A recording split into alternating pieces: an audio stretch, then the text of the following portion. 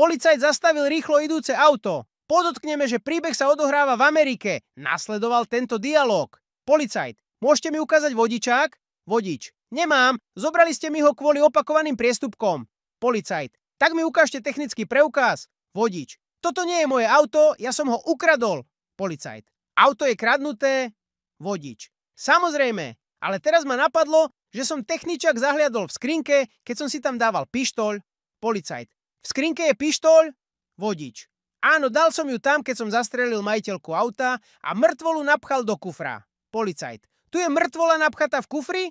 Vodič: áno, prosím. Keď to policajt počul, zavolal kapitána. Polícia obklúčila auto a napätú situáciu prišiel vyriešiť sám kapitán. Kapitán: pane, môžete mi ukázať vodičský preukaz? Vodič: iste, nech sa páči, je platný. Kapitán: čie je to auto? Vodič: moje. Tu máte malý techničák. Bolo to jeho auto. Kapitán: mohol by ste pomaly otvoriť skrinku v palubnej doske, aby som sa pozrel, či v nej nie je pištoľ? Vodič: rád, ale žiadnu pištoľ v nej nemám. V skrinke nič nebolo. Kapitán: nevadilo by vám, keby ste otvorili kufor?